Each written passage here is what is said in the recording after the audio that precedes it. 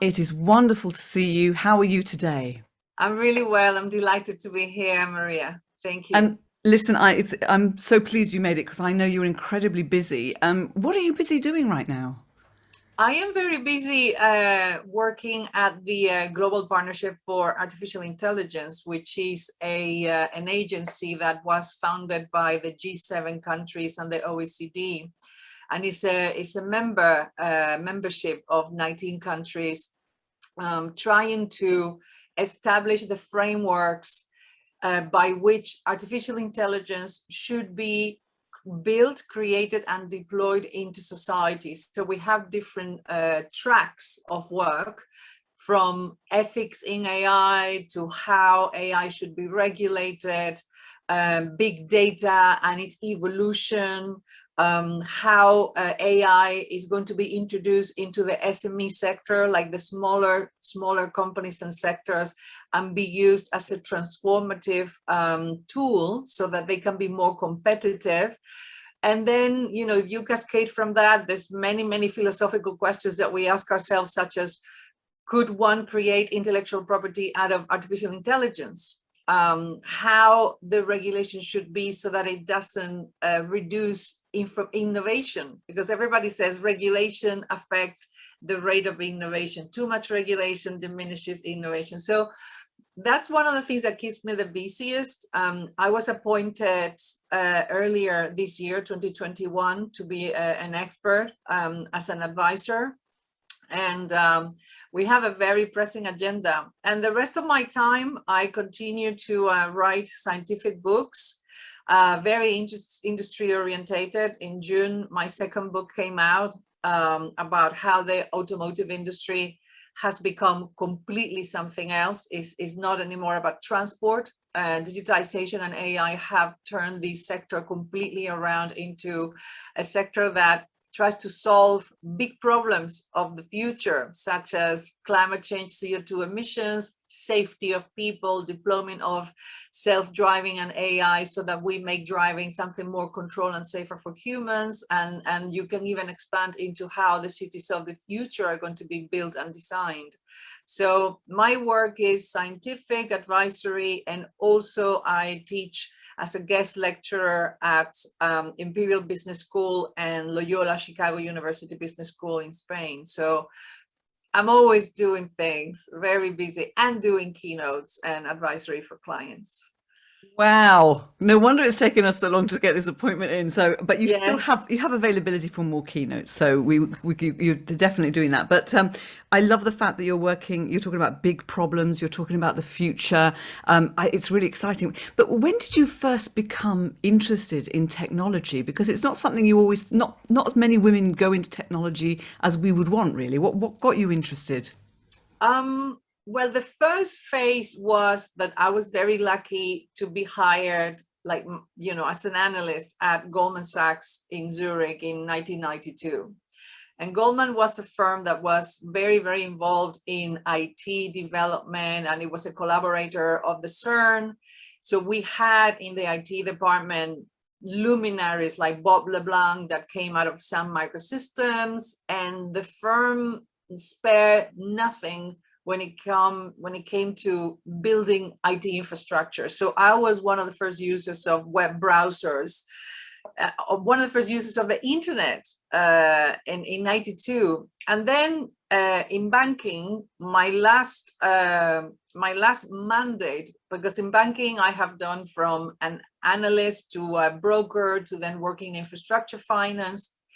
And it was working in infrastructure finance and having telecom companies as my clients and seeing them build the fiber optic networks of the world that really triggered me a huge interest into technology. And when I decided that I didn't want to be a banker anymore, and we all have that thought eventually in this industry, I looked around all of the sectors that I had under my remit: oil and gas, electricity, water projects, construction, and telecoms in the mid-90s was a rocket. It was growing at a superior multiple to all the other sectors. And I thought, I want to be in a sector that's going to be the future. And it's going to be exciting and fast-paced. And I then entered the strategy team of Cable and Wireless. I was really lucky. The CEO had just arrived and was building new people, new ways of bringing advisors. And I was given the internet, what nobody wanted, because I was younger, I was the new girl, and nobody wanted IP services. It was too small a business for that firm. And then I got it. And that put me in a position to then contact all of the scientists, all of the companies and the R&D teams that were developing what will later on be the mobile industry, the mobile internet. So I am recognized as one of the pioneers of the mobile industry simply because I picked up the phone and I called Ericsson in Sweden, in Solna, the R&D, and said, "What are you guys doing? I heard about WAP. I am a carrier. I am a network. We need to be engaged." And I remember working on developing the wireless access protocol, basically how phones are going to transmit data as if they were fax machines, and how telecom companies were going to build an enormous business out of data transmission and the internet, basically. So that was my entering into this incredible industry that I love so much. I was lucky that I was retrained. So Cable and Wireless sent me to Coventry to telecom engineering school that they have. So I was trained as a telecoms engineer. And that put me in a very good position to then combine my quant analytics from banking with the engineering to completely understand, not just networks, but also how to develop AI in the early stages. Gosh, I love that. I love the fact that nobody wanted to be involved in the IP stuff. Isn't that incredible? And I remember WAP. I'm old enough to remember WAP when it first came out and the excitement around it. And we had no idea how it was going to change everything. But it's just incredible. Right place, right time, picking up that phone, taking that opportunity. And it's just, wow, how cool is that? I love that. Love that. And then, of course, you got involved in digitalization and human behavior online, and I'm fascinated about that part. Can you tell me about how that came about and how it links? Obviously, it connects beautifully. Well, at the very beginning, the stakeholders didn't know how their clients, the people, were going to react to the internet. And it's exactly what is happening to AI today. So back 20 years, you would talk to the chairman of a bank or the CEO, the CIO, and say, "You guys should do retail banking online." And they would be horrified. They would say, "No, people love coming to the branches. Why would we subject them to technology? Like, what is the benefit?" So I then began to be known as one of the people that developed quite a lot of the human-centric strategies as to this is how you attract a human to use a digital system. This is how you provide levels of comfort, levels of trust, enjoyment. This is how you personalize the experience. And this is why eventually I was like the evangelist of human-centric digitization. And that emerged from that. And this is why also the first work that I did in AI with my first startup was about personalizing the early days WAP services and making the experience easier for people and more enjoyable and more pertinent to what they really wanted out of a system. Fantastic, fantastic. You've also been called a fire starter with regards to your work in transformational technologies, and we talked about transformational technologies in the introduction. Tell me a little bit more about that, because I'm not sure I know what a transformational technology is. So when the .com was the big hoo-ha and everybody was building websites, I went straight into mobile. And I remember sitting at conferences at Fast Company and, conferences organized by, Euromoney. And I was the person saying, in the near future, our mobiles will be the tool that we will use to manage our entire existence. There's nothing like a mobile. So I was I was painting futures and painting scenarios that people were still not with it, because people were still trying to understand the web. And that's why I remember at one of these conferences, the Fast Company, out of a panel, I was sitting in a panel with other people, call me a fire starter, because I was just saying things that it may seem outrageous, but to me, I could see it very clearly. My entire life, I have been forecasting, whether it was markets and economic trends to technology and how it was going to make a huge contribution to progress, because that is why I like technology. I don't like technology per se because it's a cool thing. I see technology as a layer of infrastructure that creates progress for our civilization and for the benefit of humanity. So my interest is human-centric. Which is great, because there's so much fear, isn't there, around technology, and so the fact that it's human-centric is so important. Is that your big area, the biggest body of work for you, that human-centric piece? A huge body of work for me is disruptive business models. Ah, Because when you bring digitization, it forces you to stop doing business the way you used to do it. And it forces you to then take advantage of what digitalization brings to you as an opportunity. And I love disruptive business models. I have seen many of them operating in many, many sectors, and they are always so fundamental at creating innovation. And it goes from maybe readdressing who your customers should be, or maybe readdressing what your core business should be. And I have been part of those teams advising, let's do this. So for example, I remember in 2010, 2009, I was in Silicon Valley, and I was at one of these events, and I met a very senior person at LG, and they were concerned that they had to show something more competitive to really fend off Samsung and everybody else. And it was at the very beginning of the Play stores, the app stores, which I developed at Nokia. They were not called apps, they were called widgets. And because I had this experience, I said to him, people will seek for local, close to them services. It's going to be hyper local. And in that respect, if you create your own store, bespoke to a geography, bespoke to a city, you will then attract them to use you, because you will be taking down all the nightmare that it is to find relevant things in the app stores, which at the very beginning was really hard to find nice things. Anyway, 9 months go by, and then I get the phone call. We want you guys. I had a small software development company. We want you guys to build us our app stores.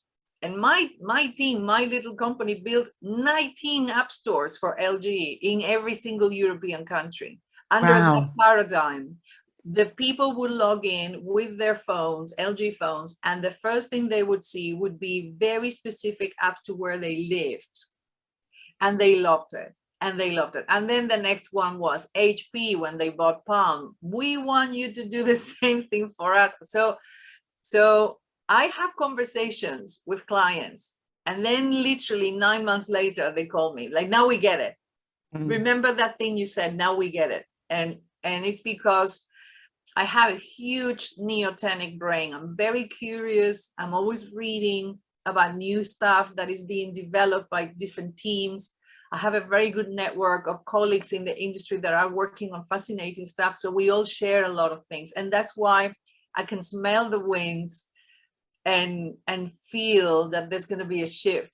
Anybody that sails understands what I'm saying. You know, if you're on a boat, you literally go like this, and you know if the wind is coming, you know. So that is me in work. And I find that transformation and competitiveness is not so much about how much money you spend in the shiniest new infrastructure. It's about having the mindset to leverage from that. It's about, if you spend £50,000 in a super top of the line car, you have to be a great driver. Otherwise, it's just an oxymoron. So it's about combining what the technology allows you to do, and then having the thought, the mindset, the imagination, being brave and say, let's take this challenge and just do it. And then you see the benefits, and you reap the benefits if you are like that. And I think, thank God, the marketplace has excellent companies that have done this. And these are the case studies that I share with customers, so that they don't believe that I'm just selling them some kind of philosophical thought, but they can see it with their own eyes, how others have done it. You know, and that's so important. It's so important, especially when someone's talking about, you know, disruptive technologies, future. You have to see, actually, I need to see something that's some proof that it's happening and it's not, you know, something that's science fiction. What I love in what you were talking about all the way through, you're relating it to the human. So although it's about the technology, you're talking about how the human relates to it, how the human is, and that, you know, that point about local, that really, you know, speaks to what the customer, that human wants. I want to work and have local as well. So I get that. I want to, yeah, I get that. So it's so strong. It's so powerful. And now, because you said to me, you actually, people listening on the podcast won't know that you smelt the air to know what was coming next, what the sailors might do to see where the wind is coming from. You sort of lifted your head. I want you to do that for me now. I want you to lift your head, and I want you to tell me, and I don't know if it's too big an ask, what disruption do you see today and in the next 10 years? Data is going to be an enormous asset in the world. And currently, it's not just about big data, or no. We talk about the data mesh. And the data mesh is that because now everything is digital, we are gathering such vast amounts of data that are turned into useful, understandable data, that we can no longer work with the same paradigms that we had in 2010 or 20, even 5 years ago. So we talk about data as a product, and we also talk about data as something that has to be very, very close to who manages it. For example, a podcast is a podcast, is not a web. So it's going to have its own data environment and its responsibilities, and the way that you're going to create hierarchies and architectures to actually manage every data analytic that comes out of it, and even AI if you put it there. So we're now talking about data as a product. Data has become the competitive advantage, for example, of many challenging startups in fintech, the Starlings, the Monzos. Their business was never about cash deposits like typical retail bank. Oh, how much money can this person put in the bank account? No.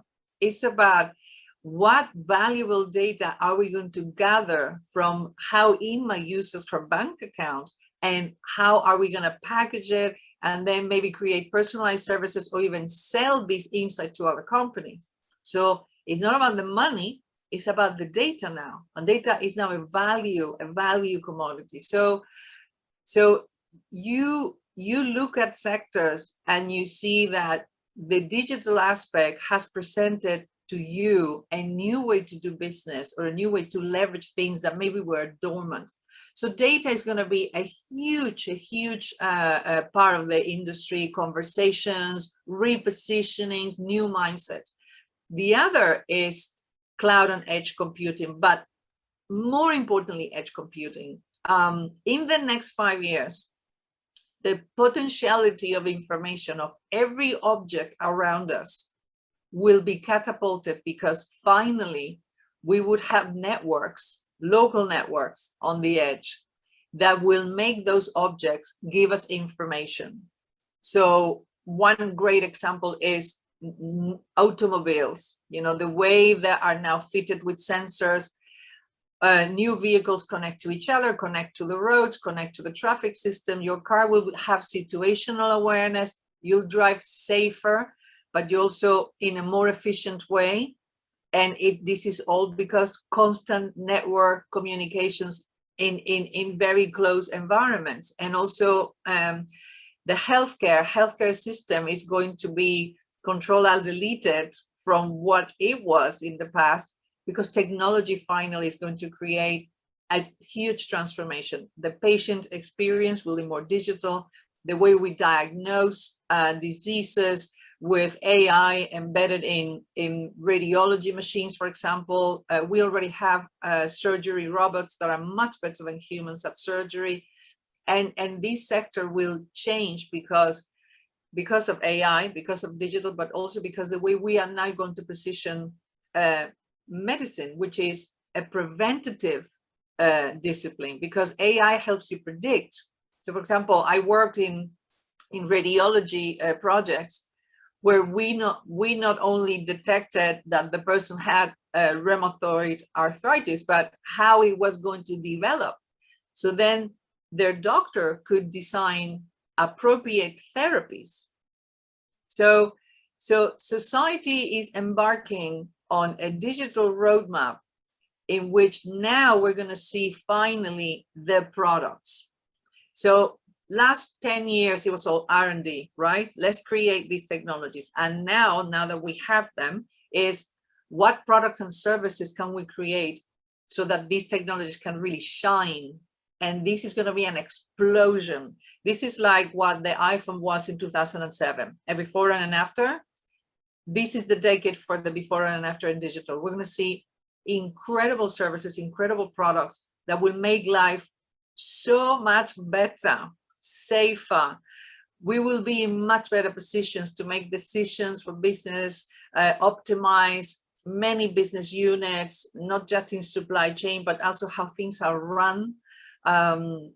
Detection, prediction. One of the projects I work now is how to bring AI to agriculture and farming, which is a massive sector that humans are very codependent, because we need to live and feed ourselves, but also arable land is decreasing and industrialization of animal production is reducing, because we are beginning to, be more mindful about how we deal with animals.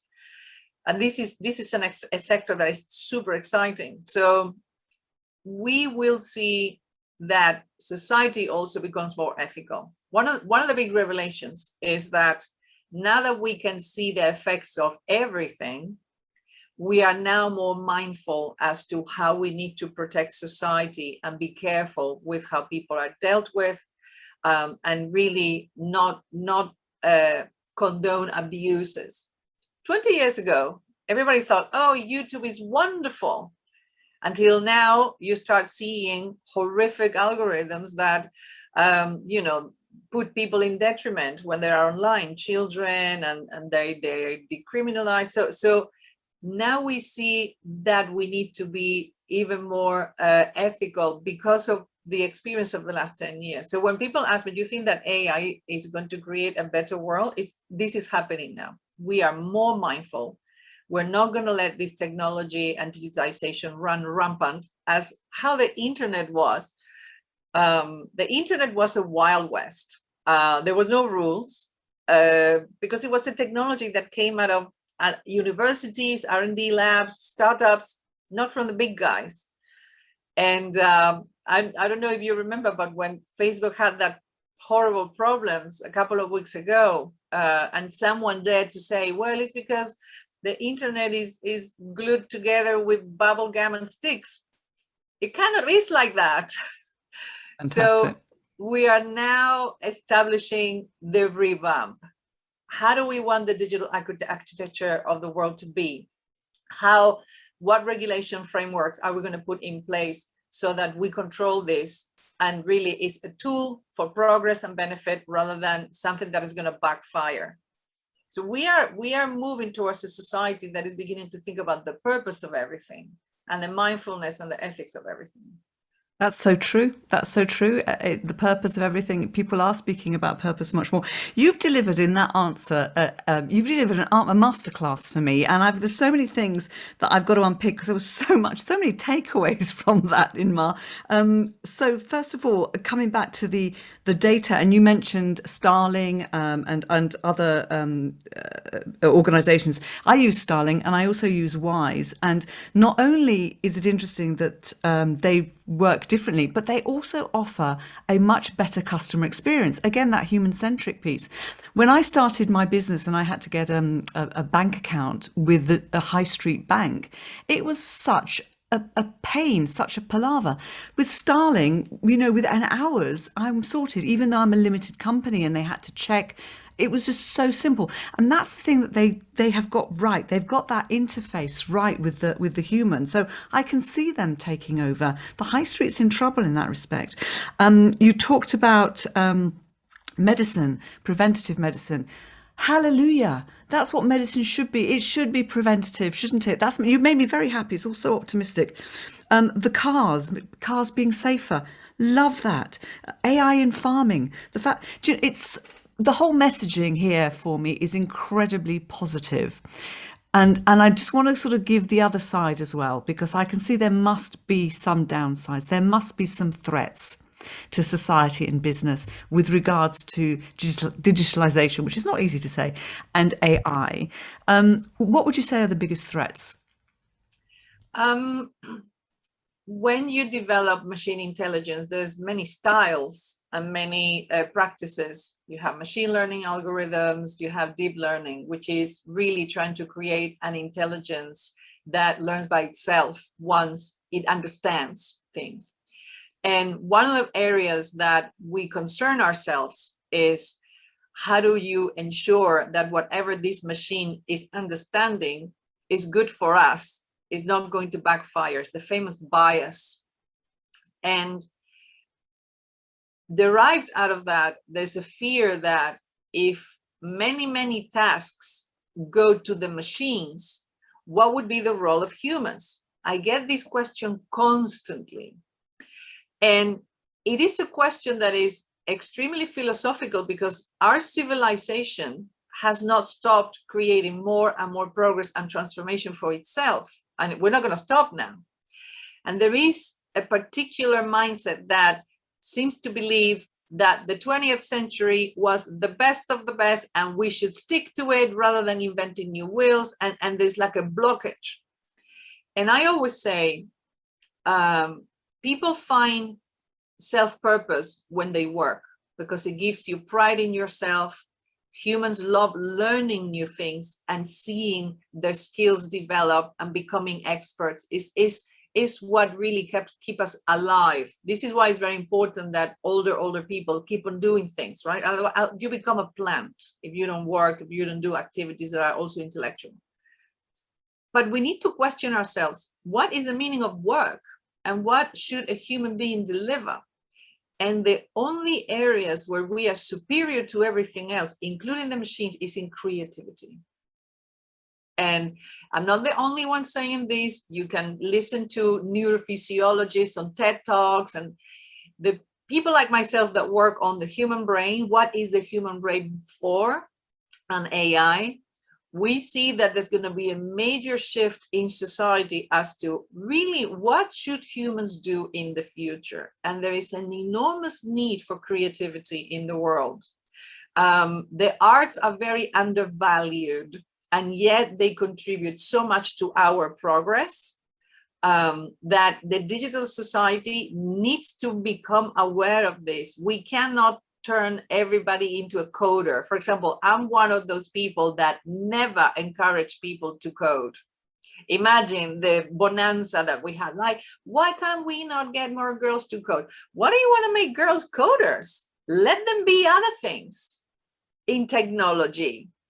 And technology and digital will need people with enormous imagination to conceive the products of the future, the ways in which we will create progress and benefits for the world in the future. So not everything is going to be an engineer. We need to consider that the workplace perhaps is a place where you're going to stay more years, and therefore human resources should really focus on how can we train these people to contribute more and more and more in our company, and then transfer that tacit knowledge back to the younger people that join. And then the workplace becomes something else, because a lot of the computation and the heavy duty and the things that really humans were never meant to do will be done by machines. Well, what will the humans do? And humans do many things. So this is one of the areas that I work a lot. What will be the role of humans in the future of work society? and moving a lot of the tasks to machines, but also what are the things that society will need from us as imaginative, creative, intelligent, great thinkers, abstractionists for the future. And obviously the tech sector doesn't delve there because this is not their thing. No, I can see that it's not. It's yes, it is a philosophical thing, isn't it? But I like that. I like its creativity, but to imagine what the future will be and what we need from the future. That's wonderful. So, Inma, you've covered a lot of great and exciting topics and themes in our discussion. What are clients inviting you to come and speak about when they ask you to come and deliver a keynote? As of lately, they all are concerned about the future of their sector.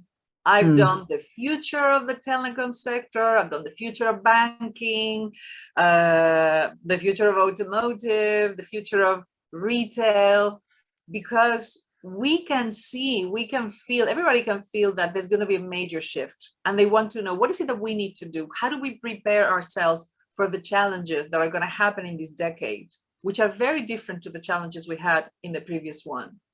So I'm doing quite a lot of sectorial forecasting that combines what technologies, obviously, you will have to have in place, but also what business models so that you can create competitive attributes. Attributes are properties that are unique to yourself, that either you have them because you already have them or you create them, and they allow you to be superior to your competitors. So when I say competition, I mean in a healthy way, in making products that are better, but also more fitted for the future, and always for the highest benefit of society. You cannot be an evil company anymore. People see you very clearly, and people expect that not only you sell them a computer or a mobile phone or a piece of clothing, but that you are contributing to the world being a better place. So how do you combine sustainability and the green economy? So I'm linking all of these demands of the future into what companies should really look at. It doesn't matter what sector they're in, it will come to haunt them. So yeah, those are the things I do as of lately. That's fascinating. Fantastic. Before I let you go, could you remind our listeners the title of your latest book? So the title of my latest book is The Future of Automotive, How AI and Digitalization Have Transformed this Industry. It's available worldwide, and you can buy it at all the online sellers or directly from Press Media, my publishers in the States. Fantastic. Inma, thank you so much. That is just so much knowledge you've shared with us. I hope you've enjoyed yourself. I did very much. I love talking to you, and I love what I do. I hope that you could see that. We can feel it. It really comes across. So anyway, thank you everybody for listening to the Speaker Show. If you enjoyed this episode, please leave a rating on Apple Podcasts, and you can keep up with future episodes on the Speakers Associates website, which is speakersassociates.com, or your favorite podcast app. And don't forget to get in touch with Speakers Associates in plenty of time to book Inma for your next event. So I will see you next week. Thank you very much.